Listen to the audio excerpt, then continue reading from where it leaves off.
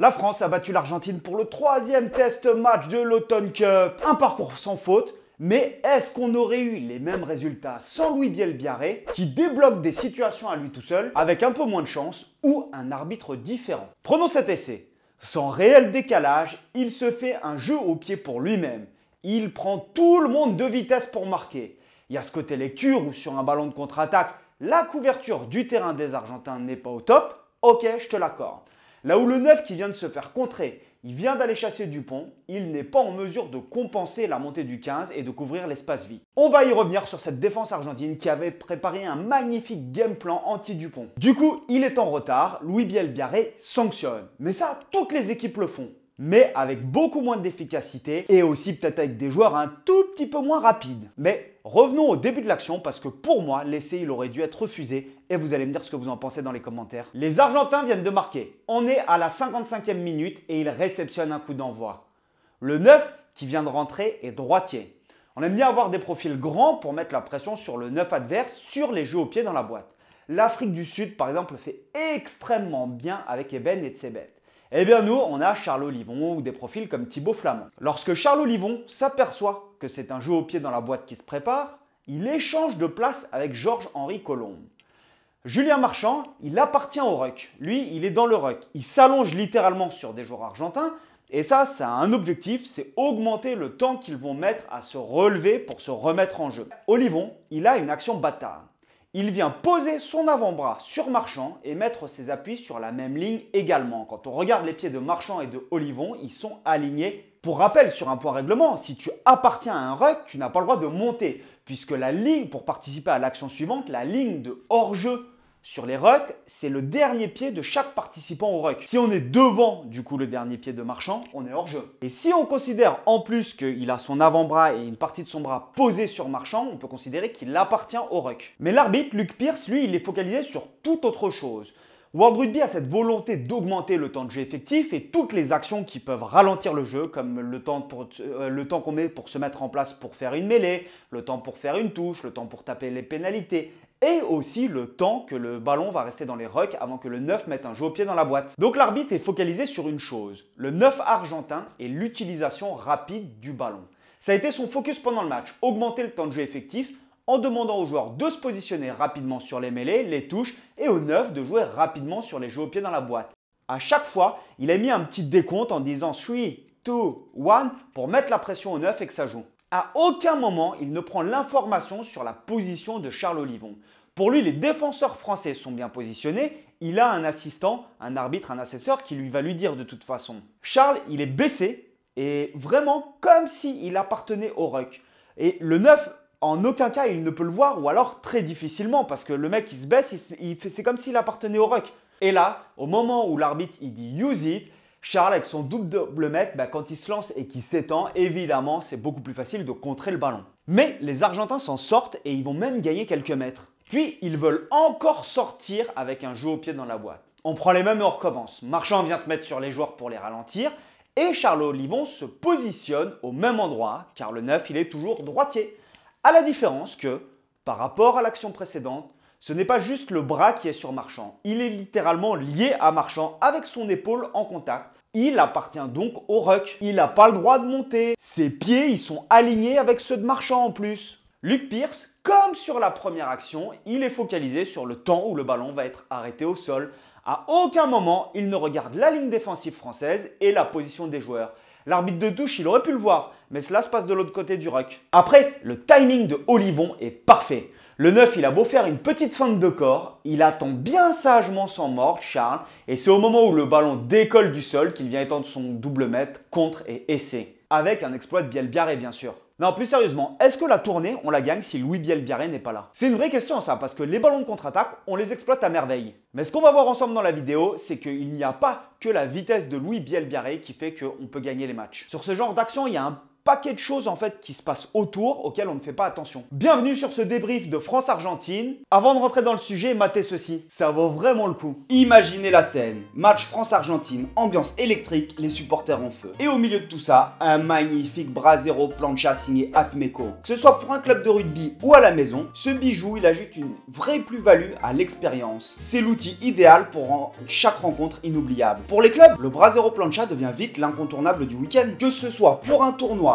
pour une fête d'école, fêter une victoire, pour vendre tes saucisses pendant les matchs de rugby, ou pour les fêtes des clubs, parce qu'on va pas se leurrer, au rugby on aime bien faire la bringue quand même et on aime bien la bonne bouffe, il assure une ambiance conviviale et authentique qui fédère les joueurs, les supporters autour de repas généreux. Sa polyvalence, elle permet de tout préparer, saucisses, merguez, côte de bœuf grillée.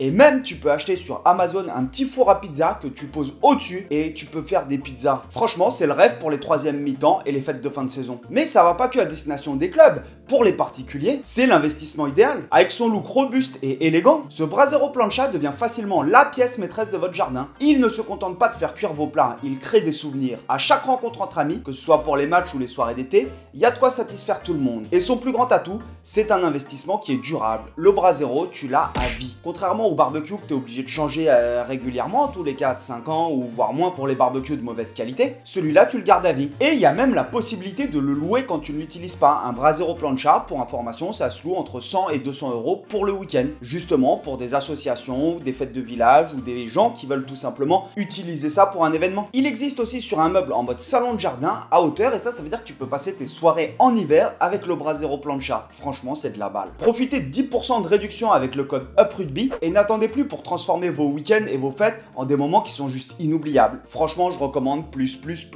Reprenons cet essai de Louis Bielbiarré. On peut se demander pourquoi aucun Argentin n'assure la couverture du terrain. Pour moi, il y a 3 éléments de réponse que j'ai envie de vous partager. Premièrement, le neuf qui vient de rentrer n'assure pas la couverture parce qu'on peut se dire il est pas trop chaud. J'y crois pas du tout. C'est un joueur professionnel, il n'y a pas de raison qu'il ne le fasse pas. Secondement, il vient de se faire contrer et il a envie de rattraper son erreur. Ça, c'est compréhensible. Donc, il va aller mettre une énorme pression sur l'attaque française. C'est le principal fautif parce qu'il vient de se faire contrer, donc il a envie de rattraper ses erreurs. Ok. Mais la troisième, c'est peut-être la plus importante à mes yeux. Parce qu'au moment où il se fait contrer, s'il décroche immédiatement, il a largement le temps d'assurer la couverture. Mais il veut mettre la pression à Dupont. L'attaque française, c'est pas nouveau, elle est très bonne sur les contre-attaques. Ça, c'est un fait. Mais on est aussi extrêmement fort sur ce jeu pénétrant avec de la lecture par rapport au rapport de force. Cette philosophie est extrêmement importante à comprendre. Le but au rugby, c'est de réussir à avancer, à générer de l'avancée. Pour ça, les défenses, elles sont très organisées et on essaye de déplacer le ballon dans les espaces libres. Pour ça, on utilise des systèmes de jeu. Le but des systèmes de jeu, c'est de déplacer le ballon vers l'espace libre. Mais on le déplace de manière latérale. Si la défense est organisée, ça nous permet aussi de la déplacer et de la mettre en retard pour trouver des brèches. Mais le but, c'est ce qu'on a dit, c'est d'avancer. Le but, c'est pas d'avoir un joli système de jeu. Prenons un exemple. Quand tu arrives sur une zone de contact, s'il n'y a pas de menace en défense, tu vas pas venir t'ancrer comme un gogol alors qu'il n'y a personne. Parce que ça veut dire que s'il n'y a personne qui te vient contester ou ralentir le ballon ou contre-roquer, la défense est déjà en retard. Donc les principes d'action veulent que le mec passe au sol, si le ballon est disponible, qu'il n'y a pas de défenseur, je ramasse et j'avance. Donc si on fait ça, on sort du système de jeu avec les blocs en 1-3-3-1, 1-3-2-2-1, etc. Chaque équipe a son système et les systèmes sont indispensables. Ils se ressemblent tous avec des petites variations, mais ce n'est pas l'essentiel en soi d'avoir un système de jeu au rugby. Le but, c'est de marquer et d'avancer. Le système, il va juste t'aider à désorganiser la défense. Mais du coup, quand tu prends, que tu ramasses, tu passes dans du jeu déstructuré, du coup sans système de jeu, avec des principes d'action. Le but, c'est d'avancer. Ça s'appelle du jeu pénétrant et le but, c'est de faire avancer le ballon de manière axiale. Et la France, elle est excellente là-dessus. On a remis cette forme de jeu au goût du jour depuis 4 ans puisqu'on l'utilise. Et on est pour moi l'une des nations qui l'utilise le mieux au monde. C'est-à-dire que cette forme de jeu pénétrant, on est extrêmement forte là-dessus. D'ailleurs, pour les entraîneurs, je suis en train généralement en décembre, je vais me lancer sur la formation, les micro-attaques et le jeu déstructuré. Et donc, tenez-vous au courant, mais je pense qu'il y aura une formation qui va sortir vers le début de l'année. Et donc, ce jeu pénétrant, il est surtout utilisé du coup dès qu'il y a un ruck, de manière à changer cette forme de jeu déployée en jeu pénétrant. Quand tu es autour des rucks et que tu es un joueur comme Dupont, tu t'amuses à menacer les leaders. Toutes les équipes menacent ces zones autour des rucks, mais la France le fait avec une très bonne circulation des joueurs et de nombreuses options pour le relayeur. Cela nécessite que le relayeur ou le neuf porte le ballon pour animer avec ces différentes options. Il y a un très grand nombre de breaks qui sont réalisés depuis 4 ans dans ces zones-là avec la France. Et notamment avec Antoine Dupont, évidemment. Bon, eh bien ça c'est très difficile à défendre, mais pour que ça marche, ça veut dire que ton 9, en gros entre les 15 et les 15, il doit porter le ballon sur quelques pas et avoir différentes options. Quand il porte, c'est dangereux, quand c'est Dupont, c'est encore plus dangereux. L'Argentine avait donc missionné leur 9 pour venir défendre en premier ou second leader défensif. C'est normal. On attaque ces leaders car de manière préférentielle, généralement on se retrouve avec des profils qui sont plus lents comme des avants et qui mettront plus de temps à réagir. C'est d'ailleurs pour ça aussi qu'il y a souvent des ailiers qui viennent attaquer ces zones de rupture pour proposer un profil qui est rapide face à des leaders défensifs potentiellement plus lents. Donc le 9 argentin, il colle en permanence au bord des rucks. En réalité, ils l'ont mis ici parce que pour pouvoir essayer de ralentir Dupont ou du moins le gêner un maximum, tu préfères avoir un profil qui va être plus rapide. Dupont, pour animer, il est obligé de porter sur quelques pas. Les avants mettent plus de temps à monter, le 9, lui, il mettra une plus grosse pression au relayeur adverse. Sauf que quand tu es dans cette position, si tu n'arrives pas à plaquer le 9, tu vas te retrouver dans une zone de conflit avec des contacts à devoir plaquer sur des joueurs qui arrivent dans cette zone. Avec la France, c'est essentiellement des gros porteurs qui viennent. On le voit par exemple sur ce plaquage sur Meafou. Il ne monte pas pour Meafou au début, mais pour défendre sur Dupont. Son plaquage sur Meafou, c'est juste une réaction à la passe de Dupont. Et pendant tout le match, il va coller les rucks, surtout entre les 15 et les 15, en anticipant le sens de la relance de jeu suivante. Dupont qui porte le ballon, il n'est pas facile à attraper déjà Dupont, mais quand tu l'attrapes, en plus il est capable de te casser les plaquages. Donc Garcia a passé son temps à essayer de lui taper dans l'avant-bras pour lui faire dégueuler le ballon. Et ça, c'est plutôt normal. C'est-à-dire que le 9, même s'il s'appelle Dupont, quand il ramasse au bord d'un ruck, il ne va pas tenir son ballon comme ça, comme s'il allait au contact ou sous le bras. Parce que sinon, si tu le tiens comme ça, c'est impossible que tu fasses une passe. Le but, c'est que tu puisses animer. Donc, tu es obligé d'avoir le ballon devant toi pour le donner à gauche, à droite, feinter la croisée, le mettre par-dessus la tête, faire ce que tu veux avec. Eh bien, Garcia s'est retrouvé à 2 reprises, quand Dupont du coup démarre avec son ballon, à venir lui taper son avant-bras pour faire lâcher le ballon à Dupont. Et ça a plutôt bien marché, hein. Il y a 2 pertes de balles de Antoine Dupont sur cette action-là, sur la même action avec le même joueur. Après, c'est un sacré pari de choisir de mettre ton 9 tout le temps dans ces zones de conflit. Parce que tu sais que ça va claquer, qu'il va être obligé de plaquer souvent. Et au bout d'un moment, quand tu es 9 et que tu as des choix avec de la lucidité à faire, tu dois avoir de la lucidité pour faire ces choix. Plus tu vas être dans ces zones de contact, plus tu vas prendre de coups, plus tu vas descendre et perdre en lucidité aussi. En gros, quand tu es second leader défensif, tu n'as pas le droit de t'échapper. Autant il y a des postes où à l'aile, tu peux genre faire un peu je pensais qu'il fallait glisser et tout. Quand tu es sur les zones bord de ruck, si tu t'échappes tout de suite, c'est un break immédiat. Et en fait, il ne s'est pas du tout échappé, Garcia. La stat qu'il faut avoir en tête quand même, c'est que c'est le 3e meilleur plaqueur du match avec 16 plaquages. Et c'est le 2e meilleur argentin. C'est juste énorme pour un numéro 9. Le premier, c'est Olivon à 20 plaquages. Tu te dis que le 9 adverse, il a charbonné quand même. Parce que les Argentins, ils ont fait 142 plaquages. Ça veut dire que lui, il a fait à peu près 1/8 des plaquages de son équipe. C'est énorme et bien sûr qu'il a explosé. Parce que quand on arrive à la 50e, à un moment, ton 9, il doit avoir cette lucidité dans ses prises de décision, ses choix. Il doit prendre les informations le plus tôt possible. Et évidemment, les 9, ils font des erreurs. Ça, c'est normal. Mais quand on regarde cette action, on le voit, en fait, il attrape le ballon, il part à gauche, à droite et il ne sait plus où il est. Je pense qu'il est complètement carbo, il manque d'oxygène. C'est d'ailleurs, à mon avis, la raison pour laquelle il sort à la 56e minute parce qu'il fait un match énorme, mais il a perdu trop de jus. Eh les amis, ça doit faire peut-être une dizaine de minutes que vous regardez la vidéo. Il y en a certains qui sont toujours pas abonnés avec la petite cloche, c'est le moment de le faire et de lâcher votre meilleur pouce bleu. Il y en a plein qui me disent arrête de demander, etc. Mais en fait, moi, c'est mon seul remerciement. C'est-à-dire que je prends énormément de temps à créer du contenu, à essayer d'analyser ces matchs et à vous les partager. J'estime que si ça fait 10 minutes que vous regardez le contenu, il y a déjà quelques heures de taf derrière, ça vous coûte rien de lâcher le pouce bleu. Et merci parce que sur la dernière vidéo, il y a eu quand même pas mal de pouces bleus. Maintenant, on va continuer un petit peu plus encore pour pousser plus loin sur le choix qu'a fait l'Argentine avec la défense du 9 sur le premier rideau pour faire chier Dupont. Ça me rappelle un petit peu une vidéo que j'avais faite il y a 2 ou 3 ans sur Eddie Jones qui entraînait alors l'Angleterre et qui avait annoncé dans la presse « Ok, nous, de toute façon, Dupont, il nous fait pas peur. On a un plan anti-Dupont. » Regardez là la vidéo, parce que le système ressemble un petit peu à ce qu'ils avaient fait les Argentins et c'est intéressant. Maintenant, si ton 9 est dans le premier rideau, tu sais qu'il ne va pas être dans le second rideau ou à couvrir des brèches à d'autres endroits du terrain. Sur les ballons de contre-attaque, que ça soit après une récupération, un grattage ou un jeu au pied, les Français c'est des tueurs, on le sait. Meafou conteste un ballon. Le 9 est en bord de ruck. Il pourrait anticiper pour décrocher et couvrir l'espace dans le champ profond. Mais lui, il est focalisé justement sur ses bords de ruck. Alors peut-être que c'était sa consigne uniquement dans son camp de verrouiller les bords de ruck, mais va trier les informations quand tout va très vite. Du coup, lui, il reste focalisé sur Antoine Dupont. Sauf que ce qu'il n'a pas vu, c'est que Ramos a immédiatement pris l'information. On va parler un petit peu de Ramos après parce que son traitement de l'information, c'est juste exceptionnel. Je vais te montrer des trucs, c'est insoupçonné. Dupont se dirige vers le ruck et Ramos lui transmet l'information. Il n'y a personne dans le second rideau, vas-y mets ton petit jeu au pied comme on a l'habitude de faire.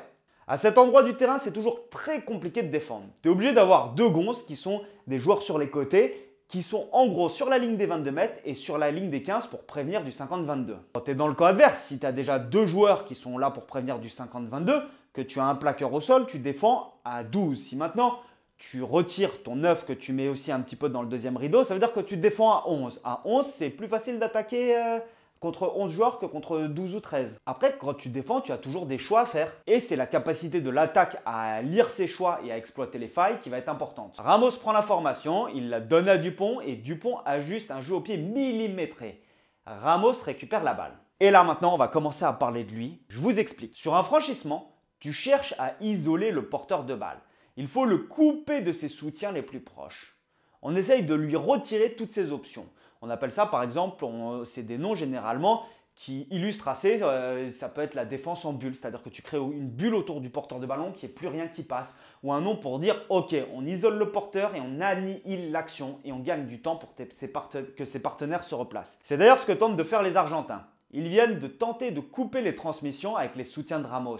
Maintenant, analysons ça d'un point de vue tactique. Les deux joueurs qui préviennent du 50-22 sont obligés de converger au ballon. Ils n'ont pas le temps de communiquer pour dire toi t'y vas pas. Et même s'ils avaient le temps, c'est un risque qui est trop grand.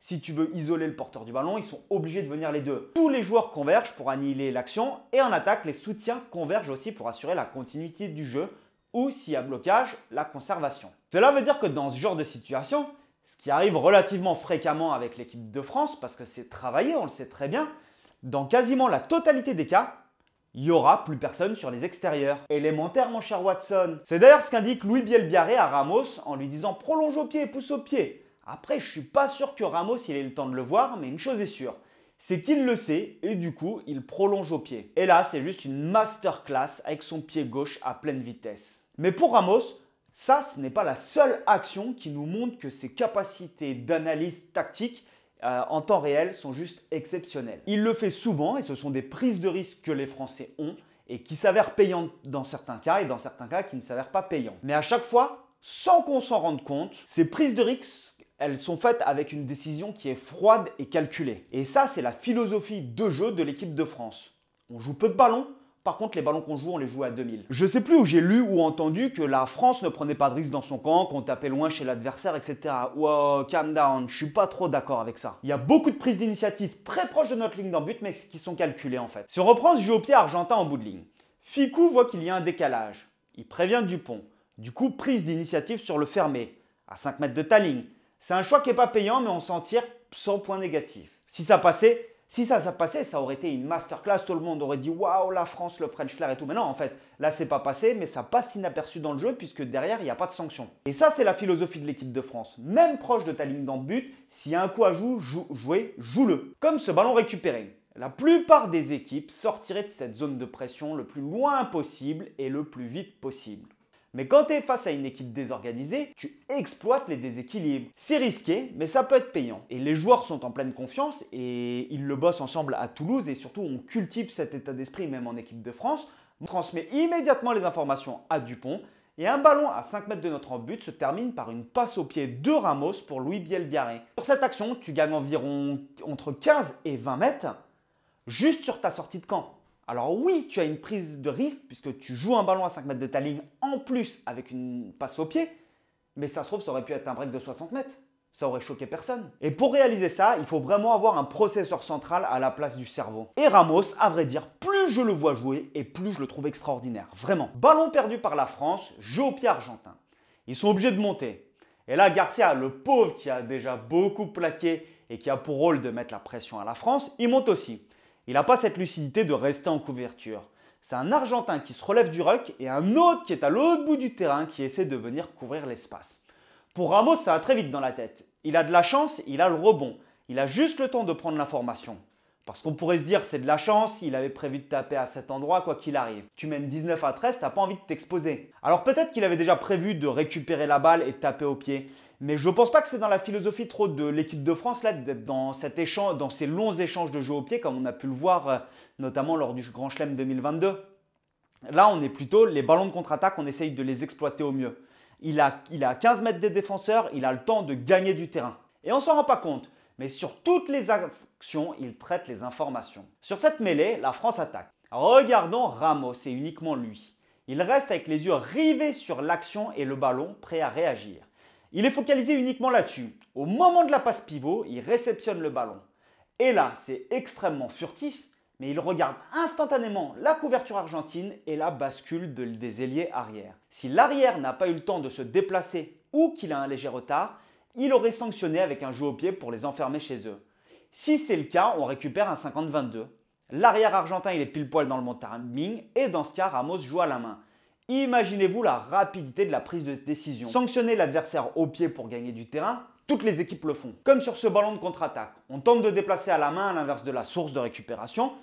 Puis comme sur une attaque normale, si la couverture est trop lente, on pousse au pied, comme Ficou. Après, on peut toujours s'interroger sur la couverture argentine. Est-ce que Isgro, qui est un joueur de 7, merci de me l'avoir dit sur la dernière vidéo, il est au mieux dans la compréhension de la couverture du terrain parce qu'il n'a pas un nombre de matchs à 15 exceptionnel et au niveau international, tout va très vite. Parce que tous les 50-22 essais de pénalité de Bielbiarré, c'est de son côté, il me semble. Et parce que c'est le 14 et que Louis Bielbiarré joue à gauche. Et donc, est-ce que c'est volontaire de la part de l'équipe de France d'avoir attaqué sa zone parce qu'on sait que c'est un joueur de pression, d'instinct, qu'il avait plus tendance à monter sur les coups de pied, ou est-ce que c'est un concours de circonstances? Je ne sais pas trop. Peut-être que c'était circonstanciel, toujours est-il que la France a 2,50-22 et que sur ces 2,50-22, on met des points. En 8 minutes, on a plié le match en mettant 17 points aux Argentins, plus ils prennent 2 cartons. Et à la mi-temps, je me suis posé la question, comment est-ce que les Argentins peuvent revenir dans le match, sachant qu'ils ont 21 points de retard et qu'ils sont à 14. Eh bien, je crois qu'ils ont abordé le match avec cette philosophie. On va augmenter le volume de jeu pour faire exploser les Français. Eux, ils ont leur pilier gauche qui est sorti à la 3e minute, le pauvre gros. Ils se sont dit, Wardy, il va avoir du mal. On va les faire exploser comme du popcorn en mêlée. Et en plus, les Français sont plus lourds parce que quand tu compares le poids des packs, c'est juste impressionnant. Il y a 60 kg d'écart sur les packs. C'est juste énorme. Les joueurs français pèsent en moyenne 8 kg de plus que leurs homologues argentins. Alors en fait, c'est pas tout à fait vrai. C'est-à-dire que tu as Meafou et Antonio qui à eux seuls, je pense, y relèvent les statistiques françaises. Mais du coup, pendant la seconde mi-temps, les Argentins ont eu cette volonté d'attaquer et de porter la balle. Et ça se traduit avec les stats. À la mi-temps, la France a une possession, c'est la France qui a la possession 56% contre 44% avec une probabilité de victoire à 99,75%. C'est juste énorme. Et puis, ça s'inverse totalement en seconde mi-temps avec 56 pour l'Argentine et 44 pour la France. Et malheureusement pour eux, heureusement pour nous, ils ont été mal payés sur leur prise d'initiative et leur possession. Je m'explique. Ils ont un nombre d'occasions incroyables de scorer, mais soit par manque de réalisme ou soit grâce à une bonne défense et une bonne prestation de la défense française, ils ont fait des fautes de main, ils n'ont pas réussi à convertir ces occasions. On va y revenir. Et ça, c'est une vraie question, c'est-à-dire que les Blacks font des fautes de main contre nous et on gagne le match. S'ils ne font pas les fautes de main, c'est pas sûr qu'on gagne le match. Les Argentins font des fautes de main, on gagne le match. Est-ce que s'ils font moins de fautes de main, on gagne le match? Ça, c'est moins sûr encore. Mais toujours est-il que c'est les matchs internationaux, ça se joue à des détails et en fait, c'est comme ça, tu gagnes des fois, tu perds des fois. Ils avaient qu'à moins en faire. Mais ça se traduit quand même, ils font 21 fautes de main les Argentins. C'est juste énorme. Bon, toujours est-il qu'ils vont s'appuyer en seconde mi-temps sur une extrêmement bonne conquête pour revenir dans le coup. En mêlée, on s'est fait smasher à plusieurs reprises. En touche, ils ont choisi à juste titre de lancer dans la zone de Meafou. Quand tu as Meafou au milieu de l'alignement et qu'il ne saute pas, le cibler, ça paraît plutôt quand même une option qui est cohérente. Et c'est assez particulier. Car à un moment, ils sont plutôt bien sur leur touche, ils ont voulu aller taquiner le côté de Olivon. Et là, tout de suite, ça se déplace un peu plus vite et ça monte un peu plus vite en l'air. Et c'est à partir de cette touche où ils vont se remettre dans la partie. Vous allez voir. En début de seconde mi-temps, j'ai été impressionné par la synchronisation des Français pour défendre sur ballon porté. Tu as 5 joueurs français qui s'y lient de manière ultra compacte. Et au moment où le sauteur argentin retombe au sol, ils viennent impacter. Côté argentin, ils sont à 3 à se préparer. L'objectif, c'est de synchroniser les forces pour réussir à gagner l'impact et enclencher la marche avant. Ça n'a l'air de rien comme ça, mais en réalité, c'est énorme. Car si on regarde l'action de Guillard, il s'apprête à lifter Olivon, qui doit lui dire à mon avis non, saute pas, et il se remet avec les autres. En une seconde, il s'organise ils se lient et ils viennent impacter. Et tu t'aperçois que même en s'organisant à 5 pour venir impacter à 5 en même temps, la puissance d'un ballon porté, c'est juste énorme. C'est-à-dire que les Argentins, ils retombent au sol, tu en as 3 qui viennent impacter, ça désaxe légèrement et ils terminent dans l'embut. Et encore une fois, ils sont mal payés pour leur action, puisque c'est un renvoi d'embut. Sur le renvoi d'embut qui suit, une action de classe exceptionnelle qui peut amener un nouvel essai. Et finalement, c'est un en avant. 2 minutes plus tard, rebelote avec une touche à 5 mètres de l'embut. Et là, ils nous ont fait le coup qu'on a fait à la Nouvelle-Zélande la semaine dernière. Les Français, ils s'apprêtent à défendre de la même manière pour prendre l'impact et les Argentins décalent le ballon pendant que celui-ci est en l'air pour venir un petit peu plus loin. Et à ce moment-là, pour moi, les Argentins peuvent revenir dans la partie. Mais sur le renvoi qui suit, il y a le double compte d'Olivon et l'essai de Bielbiarré. Et ça tue le match. Je vais te poser une question et tu vas répondre franchement. D'accord, on essaye de rester par contre très respectueux dans les commentaires, s'il vous plaît. Sur cette réception de coup d'envoi, on essaye de rester neutre aussi. Sur cette réception de coup d'envoi, l'Argentine, ils ont le ballon quand même depuis le début de la seconde mi-temps. Si les Argentins ne sont pas contrés, ou s'ils sont contrés, mais que Olivon prend une pénalité puisqu'il est hors jeu, est-ce que tu penses qu'ils sont capables de revenir dans le match à ce moment-là? Parce qu'après l'essai, c'est fini. Dis-le moi dans les commentaires, ça m'intéresse et j'essaye de lire et de répondre à tous vos commentaires. Alors, je les lis quasiment tous. Ils répondent, je vous avoue que des fois, je peux pas parce que c'est trop. Mais en tout cas, ça me donne du grain à moudre. On va parler un petit peu de la défense du 15 de France pour clôturer. Et Gaël Fickou, on sait que c'est le patron de la défense du 15 de France. Notamment de par l'homme, je pense, mais aussi de par sa position sur le terrain. C'est-à-dire que quand tu es 13, tu es le dernier défenseur généralement. Parce que les ailiers, on s'en occupe pas. Les ailiers, ils gèrent leur machin du champ profond, etc. Ils ont déjà du taf. Et donc le 13, lui, quand il est dans la ligne, il se retourne et il voit tout le monde et il appelle les mecs, vas-y, circule, bloque, fais ceci, fais cela. Et c'est impressionnant de voir l'activité qu'il a en permanence sur la communication pour aiguiller tous ses partenaires. Il passe son temps à parler, à donner les indications sur savoir s'il faut circuler, bloquer, qui il prend. Et j'ai été scotché par ça. Et une petite malice sur laquelle on a insisté en défense côté français durant le match. Toutes les équipes essayent de faire des plaquages 3 secondes.